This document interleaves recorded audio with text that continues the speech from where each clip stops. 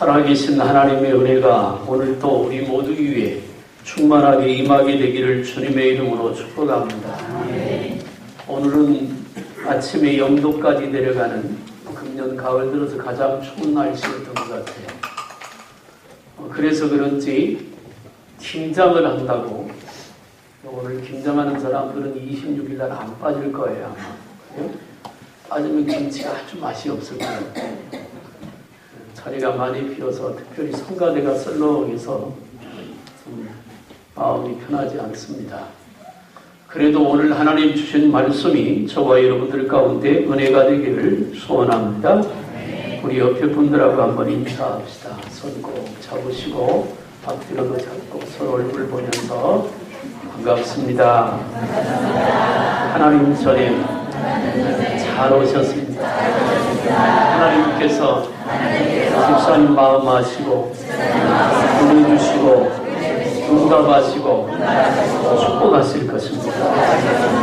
주님 꼭 만나고 돌아갑시다. 은혜 받으시다. 사랑하고 축복합니다. 아멘. 할렐루야. 브라질 시골 작은 마을에 한 모녀가 살고 있었습니다. 어머니의 이름이 마리아고, 어머니 이름이 마리아고, 딸 이름이 크리스티나라고 하는 딸이 있었습니다. 이 크리스티나는 어릴 때 아버지가 일찍 세상을 떠나게 됩니다. 엄마는 파출부를 하면서 홀로 그 크리스티나를 키웁니다. 두 모녀는 찌들은 가난에도 불구하고 화목하게 살았습니다. 그런데 이 딸 크리스티나가 커가면서 많은 사람들에게 사랑을 받고 인기가 높아지기 시작합니다. 수많은 남자친구들이 이 딸을 쫓아다닙니다. 크리스티나는 그 사랑에 빠지면서 시골 생활에 대한 한계를 느끼게 됩니다. 나는 시골에서 살 사람이 아니야. 나도 도회지 나가서 요즘 젊은이들처럼 그렇게 즐기며 살 거야. 그렇게 늘 생각을 하고 삽니다. 어머니는 그 딸을 붙들고 늘 얘기를 합니다. 세상은 네가 생각하는 것처럼 호락호락하지 않아. 그리고 네가 생각하는 것처럼 쉬운 것도 아니야. 유흥가에는 깡패들이 많고 거기에 한번 빠지면 헤어나올 수가 없어. 기회만 되면 사랑하는 딸을 위하여 엄마는 또 다 이루고 권고했습니다. 어느 날 저녁에 엄마와 딸이 같이 잠자리에 들었는데 아침에 일어나 보니까 딸이 사라졌습니다. 메모 한 장 남기고 나는 시골 생활이 너무 싫어서 이젠 도회지로 가서 자유롭게 살겠다고 딸이 집을 나갔습니다. 어머니는 걱정했던 일이 현실이 되자 깜짝 놀라 다음날 정거장으로 갑니다. 그리고 정거장 옆에 있는 사진관에서 어머니의 사진을 찍습니다. 사진을 수백 장을 찍어 그 사진 뒤에다가 메모를 하나 남기고 그 딸을 찾아 나섭니다. 평소에 딸이 얘기했던 유흥가, 술집, 호텔, 이런 시장 혹은 젊은들이 있는 곳에 돌아다니면서 딸을 찾습니다. 그리고 가는 곳마다 거기에다 엄마의 사진을 붙여놓습니다. 그렇게 거의 한 달 동안을 찾아 헤맸지만 딸의 행방을 찾을 수가 없었습니다. 가지고 갔던 돈도 떨어지고 사진도 떨어져서 어머니는 집으로 돌아오게 됩니다. 눈물을 흘리며 집으로 돌아왔습니다. 그러고 나서 한 10월쯤 지난 이후에 이 딸이 가지고 갔던 돈, 자기가 생각했던 그 이상적인 세계, 그러나 현실은 전혀 그게 아니어서 몸도 망가지고 마음도 상처를 입고 이제는 더 이상 기댈 수가 없었습니다. 터덜터덜 어느 어두운 골목을 지나 술집 입구에 다다랐을 때 어디서 많이 본 사진이 입구에 하나 붙여져 있었습니다. 그 딸을 보니까 자기 엄마의 사진인 것입니다. 그 사진을 보니까 자기 엄마의 사진인 것입니다. 딸은 그 사진을 보자 눈물이 왈칵 쏟아졌습니다. 그래서 사진을 떼고 뒷면을 살펴보니까 뒷면에 이런 글이 적혀 있었습니다. 내가 무엇을 했든지 너의 지금 모습이 어찌 되었든지 나는 상관하지 않는다. 빨리 돌아오려. 어머니는 그 글을 남기고 그 사진을 붙여 놓았습니다. 결국 그 딸은 집을 향하여 발길을 재촉하게 됩니다. 사랑하는 여러분, 우리는 언제나 의지할 곳이 있어야 하고 돌아갈 곳이 있어야 합니다. 인생은 갈대와 같은 존재입니다. 연약하다 그 말이죠. 잘 견디는 것 같아도 마음에 상처를 안고 살고, 잘 버티는 것 같아도 때로는 위기를 겪고 삽니다. 그럴 때마다 때로는 내 마음을 의지할 수 있는 사람이 있으면 좋습니다. 내가 돌아갈 곳, 여러분, 내가 쉴 수 있는 것이 가정이어야 하고 내가 돌아갈 수 있는 것이 부모의 품이어야 합니다. 그렇게 가정을 행복하게 만들고 그렇게 부모의 가슴이 넓어야 합니다. 그러나 요즘 자라는 젊은이들, 아이들은 그런 생각에서 점점 멀어져 가고 있는 것처럼 보여서 안타깝습니다. 사춘기 때는 부모의 품보다 친구의 품이 더 좋아 보이고 커 보입니다. 사춘기가 지나서 청년 때가 되면 세상이 더 커 보이고 세상은 내가 이길 수 있는 것으로 만만하게 보여지기도 합니다. 결혼을 하면 남편과 아내가 서로 그렇게 생각하는 것이죠. 그럼에도 불구하고 때로 부모를 찾아 마음의 위를 얻고 때로 친구를 찾아 힘을 얻고 때로는 연인을 만나서 위를 얻기도 합니다. 그러나 그래도 인간에는 한계가 있는 것이죠. 우리가 그래도 마지막으로 기댈 수 있고 우리의 기댐을 언제나 반겨주고 기다리시는 분, 그분이 바로 우리를 사랑하시는 하나님인 줄로 믿습니다. 요한일서 3장 8절과 4장 13절에 하나님은 사랑이시라고 합니다. 하나님은 사랑이십니다. 그 사랑은 어떤 사람도 어떤 죄를 지어도 받아주시는 하나님의 사랑입니다. 나는 오늘 저와 여러분들이 주님의 사랑의 품에 안기고 그 사랑의 은혜가 우리 가운데 새롭게 임하게 되기를 주님의 이름으로 축복합니다. 예수님은 절대로 우리를 포기하지 않으시고 사랑으로 기다리시는 분입니다. 오늘 본문은 우리를 구하시려고 이 땅에 오신 예수님의 성품을 말씀하고 있습니다. 예수님은 겸손하신 분입니다. 예수님은 인자하신 분입니다. 그리고 예수님은 사랑이십니다. 하나님이 사랑의 본체시면 예수님도 사랑의 본체이신 것입니다. 그리고 하나님의 사랑은 한 번 사랑하면 결코 포기하지 않습니다. 하나님의 사랑은 언제나 끝까지 변함없이 여전히 우리에게 함께하고 있는 줄로 믿습니다. 오늘 본문의 말씀에 상한 갈대를 꺾지 않으신다는 말이 있는데 여기 갈대는 연약한 인간을 말합니다. 갈대는 바람에 흔들리며 꺾이기가 아주 쉽습니다. 인간 역시 연약한 존재입니다. 강한 것 같아도 그렇지 않더라는 것입니다. 제가 알고 있는 지금은 장로님인데 그때는 교회를 나온 지 얼마 안 되었던 부인은 예수를 믿고 남편은 예수를 안 믿었습니다. 그 남편은 참 강한 사람이었습니다. 얼마나 강한지 모릅니다. 부인을 완전히 종 취급을 합니다. 부인은 또 그걸 당연히 여기고 삽니다. 부인이 어느 날 밥상을 차려가지고 옵니다. 이렇게 보니까 자기 먹기 싫은 맛도 없는 걸 올려놨습니다. 그러면 부인한테 이럽니다. 야, 가. 그러면 그 앞에서 부인은 눈물을 흘리면서 어쩔 줄 몰라. 요즘 그렇게 하면 아마 인권에 문제가 생겨서 고발되지 않을까 싶습니다. 정말로 발로 찔러야 피 한 방울 나오지 않는 사람입니다. 그 남편을 전도하려고 무진 애를 썼습니다. 저도 가끔 만났습니다. 근데 말이 전혀 안 통합니다. 그런 사람이 비리를 저질러서 감옥에 들어가게 됐습니다. 돈도 많지도 않습니다. 한 600만 원 정도 청원경찰로 있으면서 돈을 해먹었습니다. 경찰서 유치장에 들어가 있습니다. 연락이 왔습니다. 남편이 그렇다. 그래서 부인한테 기회니까 갑시다. 네, 갔습니다.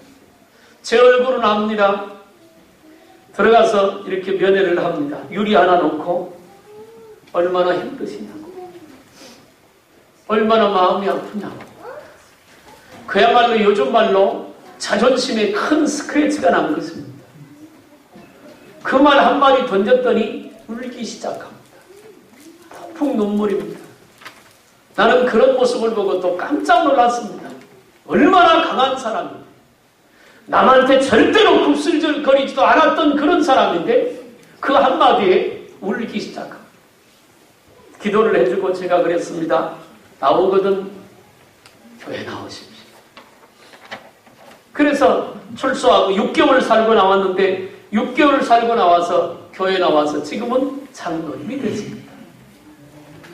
겉보기에는 정말 강한 사람입니다. 그런데 그 내면은 그렇지 못했습니다. 그런데 반대의 사람도 있습니다. 겉보기에는 정말 연약합니다. 아무런 힘이 없어 보입니다. 가진 것도 없고 내세울 것도 없어 보입니다. 그런데 자세를 잘 지키는 사람들 있습니다. 그게 누구냐면 믿음의 사람입니다. 하나님이 그 안에 계시기 때문에 그렇습니다. 하나님의 은혜가 있으니까, 주님을 향한 믿음이 살아있으니까 어떤 경우라도 쓰러지지 않고 넘어지지 않는 믿음의 힘으로 그들은 살아가는 것입니다. 오늘 본문은 이렇게 말합니다. 하나님은 상한 갈대를 꺾지 않으신다고. 여러분, 이 세상의 인심은 한마디로 말하면 달면 삼키고 쓰면 뱉어버리는 것이 인심입니다. 자기에게 유익이 있고 도움이 될 때는 이용합니다. 그러나 조금 흠이 있고 마음에 들지 않으면 가차없이 버립니다. 그뿐입니까? 그런 사람들이 있는가 하면 우리도 역시 마찬가지입니다. 조속 변개입니다. 농담삼아 이런 말을 합니다. 여자는 흔들리는 갈대라고 말합니다. 예전에 나왔던 유머인데 여자는 흔들리는 갈대입니다. 보통 그러잖아요. 여자들이 마음이 잘 흔들리니까. 그런데 남자는 그 갈대에 붙은 메뚜기라고 합니다. 그래서 갈대가 흔들리면 메뚜기는 정신이 하나도 없답니다. 집에서 가정주부인 사랑하는 성도 여러분, 흔들리지 않길 바랍니다. 그래야 남편이 정신 바짝 차리고 일할 수 있습니다. 사람은 그렇습니다. 흔들립니다. 한 청년이 회사에 입사를 하게 됩니다. 회사를 위해 죽을 힘을 다해 열심히 일했습니다. 아침 일찍부터 산업 현장에서 이리 뛰고 저리 뛰고 열심을 냅니다. 그 모습을 보고 사장이 불렀습니다. 야, 너 정말 잘한다. 내가 너의 봉급도 올려주고 내가 너를 정말 아끼고 앞으로 너를 잘해줄게. 축혀 세웠습니다. 그 청년은 신이 나서 더 열심히 일을 합니다. 그러다가 과로로 쓰러졌습니다. 병원에 입원했습니다. 회사에서 통보가 왔습니다. 오늘부로 너를 해고라고. 그렇게 청년을 열심히 회사를 위해서 일하고 땀 흘릴 때 칭찬하고 높여줬던 사장이 그가 쓰러져 회사에 병원에 입원을 하자 그를 배신하는 것입니다. 그것이 세상입니다. 누가복음 10장에 보면 유명한 비유가 하나 있습니다. 예루살렘에서 여리고로 내려가다가 강도 만난 사람의 얘기입니다. 제사장이 지나갑니다. 보고 그냥 갔습니다. 레위인도 지나갔습니다. 보고 그냥 지나갔습니다. 제사장은 하나님께 예배를 인도하는 사람입니다. 레위인은 하나님 성전에서 하나님의 일을 위하여 봉사하는 사람입니다. 세 번째로 사마리아 사람이 지나갔습니다. 그 당시에 유대인들은 사마리아 사람들하고 상종을 하지 않습니다. 이렇게 가다가 사마리아 사람이 저 앞에 있으면 돌아갑니다. 왜냐하면 부정탄 사람이라고. 그것은 배경이 있습니다. 이스라엘 백성이 바벨론의 포로로 잡혀갈 때 대부분 사마리아 지역 사람들을 잡아갔고 바벨론 왕은 이방인들을 사마리아 지역에다 이주시켰습니다. 그렇게 세월이 오래다 보니까 이방인과 유다인들이 결혼을 해서 혼합족속이 됐습니다. 레위기서에 보면 혼합을 금하고 있습니다. 그러니까 유대인들은 레위 족속을 부정한 족속이라고, 부정한 사람이라고 보는 거죠. 사마리아 사람들을 부정한 사람으로 보는 겁니다. 그런데 사마리아인이 여리고로 내려가다가 강도 만나 피투성이인 사람을 봅니다. 그리고는 그를 데려다가 주막에 데려다 놓고 그를 지극정성 치료를 합니다. 그리고 자기는 또 갈 길이 있으니까 여비를 더 주면서 이 사람을 좀 고쳐달라고. 그리고 나중에 돌아올 때 확인해 봐서 돈이 더 들었으면 내가 주겠다고 사랑을 베풉니다. 예수님이 이 비유를 말씀했습니다. 제사장도 아닌 레위인도 아닌 사마리아 사람, 그 사랑을 베푼 분이 예수님인 줄로 믿습니다. 그렇게 사랑을 베풀어야 될 자가 저와 여러분이 되어야 할 줄로 믿으시길 바랍니다. 상한 갈 때도 꺾지 아니하시는 하나님, 이 말씀은 쓸모없는 인생을 결코 포기하거나 버리시지 않으시는 하나님이라고 하는 것입니다. 상하고 약한 인생들을 불쌍히 여기셔서 찾아오셔서 고쳐주시고 치유하시는 하나님, 회복시켜주시는 하나님인 것을 믿으시길 바랍니다. 고린도전서 1장 26절에 예수님은 약한 자를 택하여 강한 자를 넘어뜨리고 미련한 자를 택하여 귀하게 세우신다고 말씀하고 있습니다. 시편 34편 18절에는 여호와는 마음이 상한 자에게 가까이 하시고 중심에 통이하는 자를 구원하신다고 말합니다. 시편 51편 17절에는 하나님의 구하시는 제사는 상한 심령이라 하나님이여 상하고 통이하는 마음을 주께서 멸시치 아니하신다 라고 고백하고 있습니다. 상한 마음이라고 하는 것은 하나님의 뜻대로 살지 못하는 내 자신을 하나님 앞에 죄송한 마음으로 회개하는 마음으로 나가서 드려지는 그 마음을 상한 마음이라고 합니다. 상한 갈 때는 하나님 앞에서 자기 자신의 전적 무능을 아는 사람입니다. 주 앞에서 자기의 죄를 통회하고 용서를 비는 그런 심정으로 하나님 앞에 서는 사람, 그게 상한 갈 때의 사람입니다. 요한복음 8장에 보면 현장에서 가늠하다 잡힌 여인의 얘기가 등장을 합니다. 바리새인들과 서기관들이 현장에서 가늠하던 여인을 데리고 왔습니다. 유대 율법에 의하면 현장에서 가늠하던 여인이 잡히면 그 자리에서 돌로 쳐 죽입니다. 그런데 쳐 죽이지 않고 손에 돌을 들고 예수님 앞에 끌고 왔습니다. 그것은 예수님을 걸고 넘어지기 위함입니다. 두 가지의 예수님에게 곤란한 지경에 처했습니다. 이 여인을 돌로 쳐서 율법대로 죽이라. 예수님이 만약에 그렇게 말하면 예수님은 사랑이라고 외쳤는데 사랑이 없는 것으로 규정이 되니까 문제가 됩니다. 그렇다고 이 여인을 용서해라 그렇게 말하면 하나님이 명령한 율법을 어긴 것이 됩니다. 진퇴양난입니다. 그때 예수님은 조용히 땅에다 글을 쓰기 시작합니다. 그리고 거기 돌을 들고 금방이라도 여인을 치려고 하는 사람들을 향해서 말합니다. 죄 없는 자가 이 여인을 돌로 치라.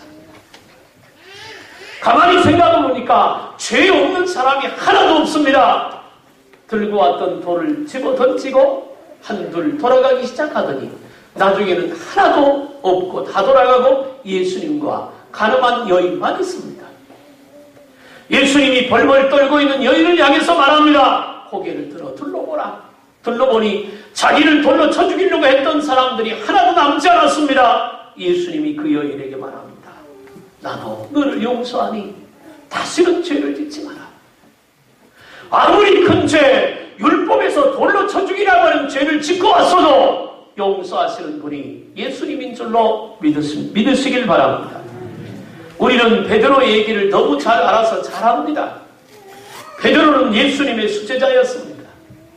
주님이 최후의 만찬에서 말했습니다. 다 굴기 전에 너는 나를 3번 부인할 거야. 베드로가 큰 소리 쳤습니다. 여기 있는 다른 사람은 다 배반해도 나는 주님을 배반하지 않겠습니다. 자기만 들고 나가지 왜 옆에 있는 친구들까지 다 걸고 넘어지는 그런 말을 했는지 모르겠습니다. 그런데 베드로가 배반했습니다. 그래도 예수님은 베드로를 만나주셨습니다. 부활하신 예수님. 부활하신 예수님을 만났습니다. 그런데 요한복음 21장에 보니까 베드로는 부활하신 예수님을 만나고 또 가서 고기 잡고 있잖아요. 그 베드로를 주님이 찾아가셔서 한 가지만 묻습니다. 요한의 아들 시몬아, 이 사람들보다 나를 더 사랑하느냐? 주님은 그거 하나 물으셨습니다. 나를 사랑하냐? 그런데 그 질문 속에 베드로가 주님을 사랑하는 걸 확인하는 게 아니라 예수님이 베드로를 사랑한다고 말씀하고 있는 겁니다. 내가 너를 사랑해. 나를 부인했어도 괜찮고 나를 배반했어도 괜찮고 부활하신 예수님을 만나고도 또 이러고 있어도 괜찮아. 내가 너 사랑하니까. 과거 일은 잊어버리고 다시 일어나서 내 양을 먹이고 내 양을 칠 수 있겠냐? 그렇게 물으시는 것입니다. 사랑하는 여러분, 상한 갈대를 꺾지 아니하시고 붙잡아 주시는 하나님의 사랑을 기억하시길 바랍니다. 인생의 실패가 올 때도 있습니다. 생각지 않은 어려움을 겪을 때도 있습니다.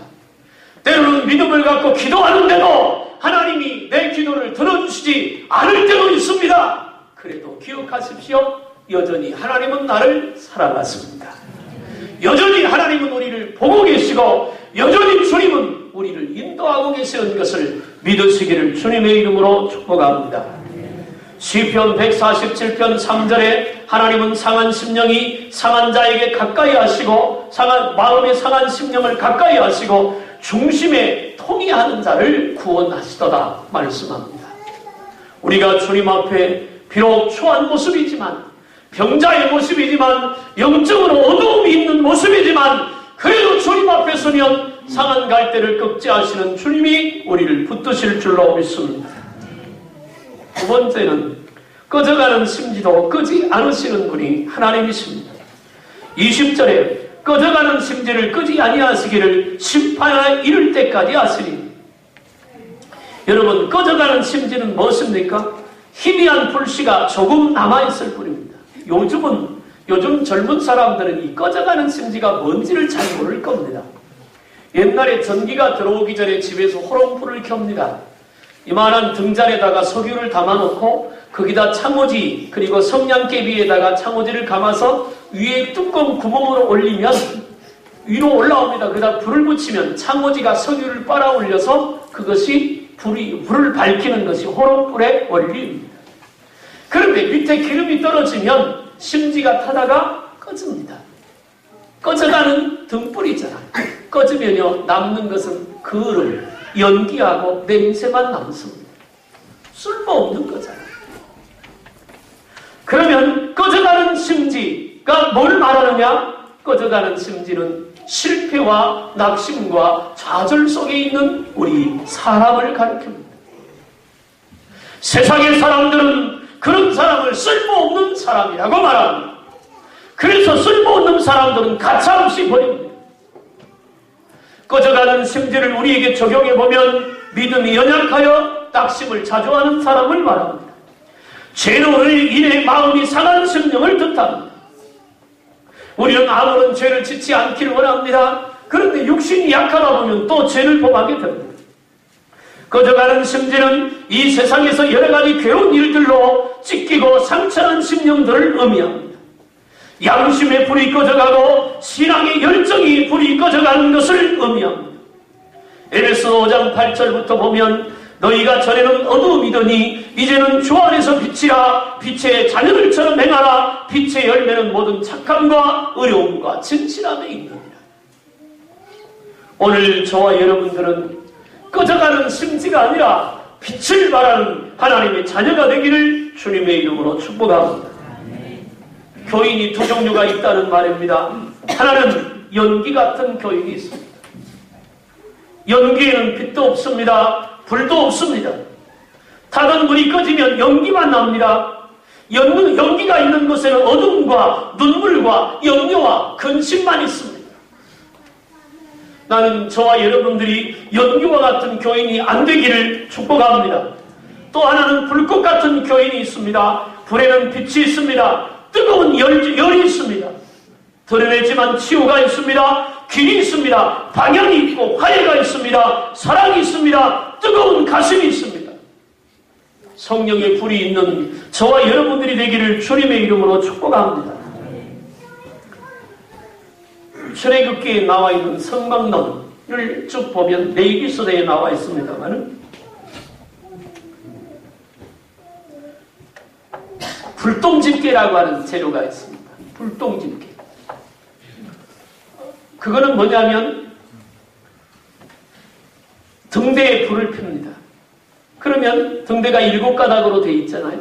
그것이 올라올 때 기름을 빨아서 올리다가 심지가 탑니다. 그러면 이 심지가요 탁에 타서 제가 많은 불이 가물가물합니다. 꺼져갑니다. 그러면 그 불똥을 제거하는 것을 불똥집게라고 합니다. 근데 이상합니다. 그런 사소한 일까지 성막에 기구를 만들어서 그 역할을 거기다 분명히 놨습니다. 왜 그럴까? 집에서 옛날에 호롱불을 켤 때 저도 호롱불 켜고 살았으니까 불똥이 있으면 다른 성냥불을 가지고 잡고 이렇게 하면 불똥이 사라져버리면 없어져요. 그리고 다시 불이 꺼집니다. 그런데 성막 안에 불똥집게를 반드시 만들라고 합니다. 그것도 있는가 하면 재통그릇도 있습니다. 별로 들어보지 않은 거지요. 왜 그러냐면 성막은 광야에 있습니다. 빛이 하나도 들어오지 않지만 그 성막은 천막으로 되어 있으니까 울타리도 천으로 되어 있으니까 바람이 들어오면 안에 있는 제단에 재물을 태웠던 재가 그냥 있습니다. 이 재를 그냥 두면 그 바람에 온 성막 안이 재투성입니다. 그래서 타고 나면 제사장은 그 재를 담아서 재통에 담아가지고 그걸 싹 치워야 합니다. 심지가 타서 불이 밝혀지지 못하면 불똥집기를 갖고 불똥을 없애야 합니다. 그래야 불이 밝혀집니다. 이게 뭘 얘기하는 줄 아세요? 오늘 교회 안에 재가 달리면 사람들이 괴로워합니다. 말이라고 하는 재, 분노라고 하는 미워하는, 시기하는 불신의 재가 달리기 시작하면 교회는 어려워집니다. 그것들을 다 담아다 버리라는 것입니다. 심지가 불이 환하게 펼 수 있도록 재똥을 제거하라는 말입니다. 그냥 두면 꺼져버리는 문제가 생기기 때문에 그렇습니다. 공부를 못하는 자녀를 부모는 보고 그래도 기대를 합니다. 우리 아들이, 우리 딸이 비록 공부는 못해도 무엇인가 잘한 것이 있을 거야. 기대합니다. 하나님은 우리를 보실 때 때로 믿음이 흔들리기도 하고 때로 실패하기도 하고 죄와 타협하여 세상으로 나가기도 하지만 집을 나간 당자를 기다리는 아버지의 심정으로 저는 언젠가는 돌아올 거야. 지금은 저렇게 헤맬지라도 언젠가는 무엇인가 반드시 할 수 있는 일이 있을 거야. 그때가 반드시 올 거라고 우리 주님은 우리를 향하여 기다리고 계시는 줄로 믿습니다. 갈 때는 조금만 바람이 불어도 흔들립니다. 세게 바람이 불면 결국 꺾어져 버리고 말지요. 그래도 하나님은 기다리시는 겁니다. 상한 갈대와 꺼져가는 심지도 마저 끄지 않고 기다리시는 하나님의 사랑. 여러분 그 사랑, 하나님의 사랑과 은혜 가운데 믿음으로 다시 일어서고 승리하기를 주님의 이름으로 축복합니다. 마지막으로 말씀드리고 싶은 것은 하나님은 상한 갈대라도 붙들고 쓰신다는 것입니다. 파피루스라고 하는 것이 있습니다. 그게 뭐냐면 모세오경, 창세기, 출애굽기, 레위기, 민수기, 신명기. 그 당시에는 종이가 없잖아요.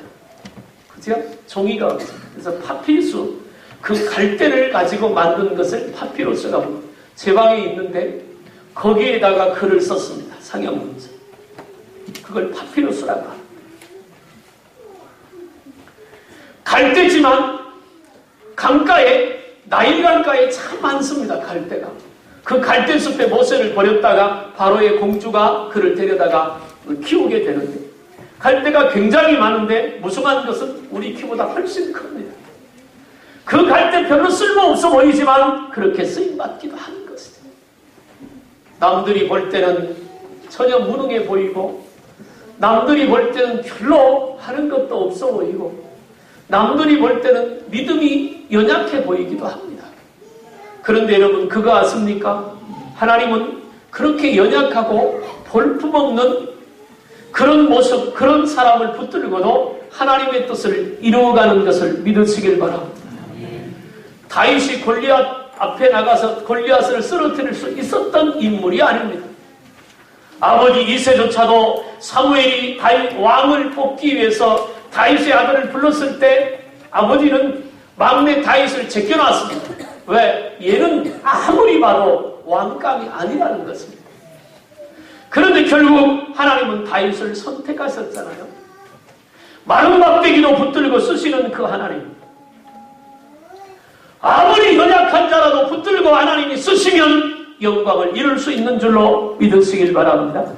이사야 42장 오늘 본문 1절에 내가 붙드는 나의 종 내 마음에 기뻐하는 자 곧 내가 택한 사람을 보라.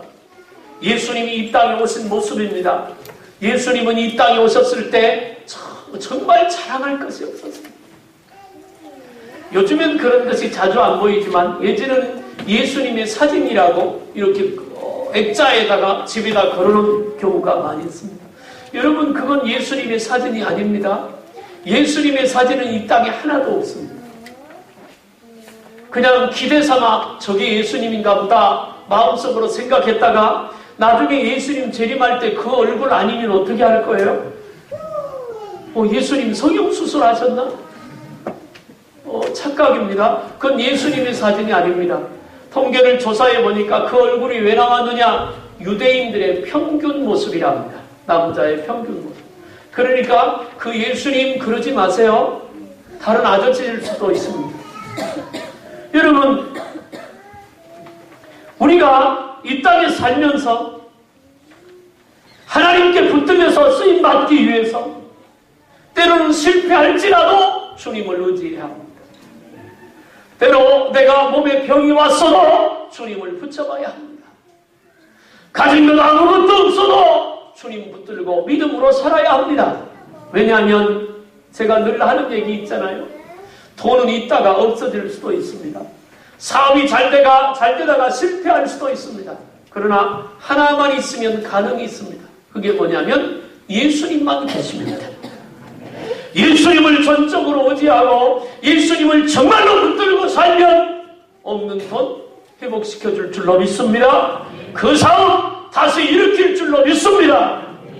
하나님 앞에 순수한 모습으로 살아계신 하나님 앞에 믿음으로 가는 자 하나님은 그 자를 붙들고 쓰실 줄로 믿으시기를 주님의 이름으로 축복합니다. 옛날에는 부모님이 늙어 거동을 못하게 되거나 도망이 들면 노인을 지게에 지고 깊은 산속에 내다버리는 고려장이 있습니다. 지난 주일날 예배 마치고 우리 박재열 집사님 원수군 자림 신방을 갔습니다. 천안에 있는 곳인데 두 번째 갔는데 한참 찾았습니다. 한참 이름이 뭐지요? 아파트 이름이 호반 노블레스 베리디움. 우리가 들어가면서 웃으면 그래. 왜 아파트 이름이 이렇게 어려우냐? 시어머니 못 찾아오기 위해서. 우리끼리 농담입니다. 정말 나이가 들면 못 찾아요. 그냥 한글로 소아마을 얼마나 좋아요.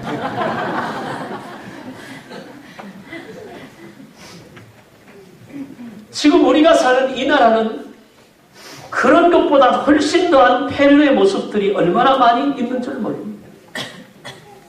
예전에는 어머니 모시고 저 제주도 갔다가 버리고 간 일들이 참 많잖아요. 지금도 그런 일들이 종종 일어납니다. 현대판 고려장 요양병원이라고 합니다. 물론 장점도 있고 단점도 있습니다. 그것이 오늘 우리가 사는 시대입니다. 그런데요, 그렇게 버림받은 할머니나 할아버지들 경찰에 신고를 하면 그들을 모셔다가 요양병원이나 어디다 위탁을 하게 되는데 그분들의 공통점이 하나 있답니다.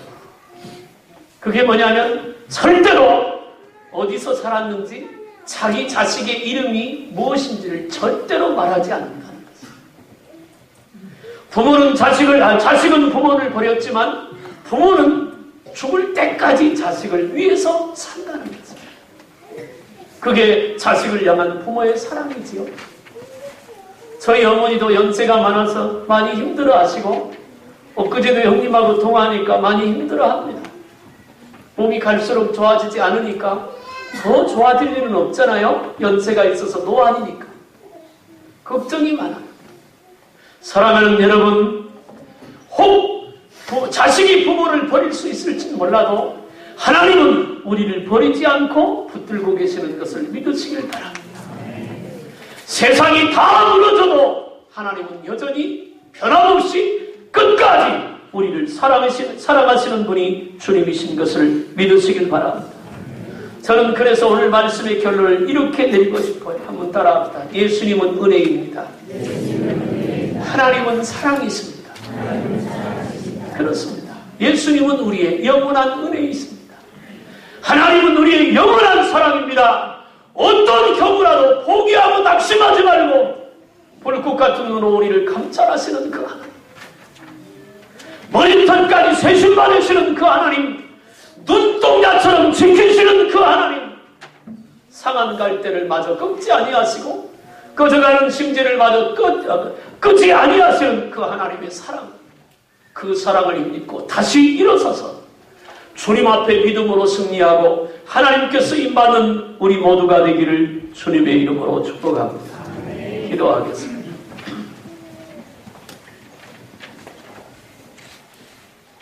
우리는 종종 생각합니다. 아무도 나와 함께하지 않고 아무도 내 마음을 알지 못하고 나는 혼자라고. 그런데 성경은 분명히 말씀합니다. 내가 너와 함께한다고. 내가 너를 붙들고 있다고. 내가 너를 인도할 것이라고. 오늘 본문에 말씀했습니다. 상한 갈대도 꺾지 아니하시고 꺼져가는 심지도 마저 끄지 아니하시는, 끝까지 기대를 저버리지 않고 우리를 붙들고 계시는 분이 하나님이라고 말씀하고 있습니다.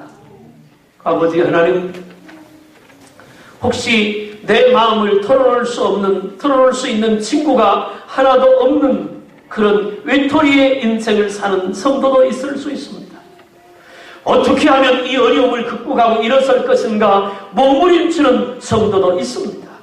하나님, 오늘 우리를 긍휼히 여기시고 혹시 자식이 부모를 버릴지라도 하나님은 우리를 버리시지 않으시니 오늘 우리를 만나주시고 이 말씀 듣고 우리 성도들이 힘을 내어 다시 일어나 주님의 인도를 따라 축복의 길을 가게 하여 주옵소서. 예수님은 은혜이고 하나님은 사랑이십니다. 주님 오실 때까지 주님의 은혜와 하나님의 사랑 가운데 승리의 찬송을 부르는 우리 모두가 되도록 인도하여 주옵소서. 간절히 원하옵고 예수님의 이름으로 기도하옵나이다. 아멘.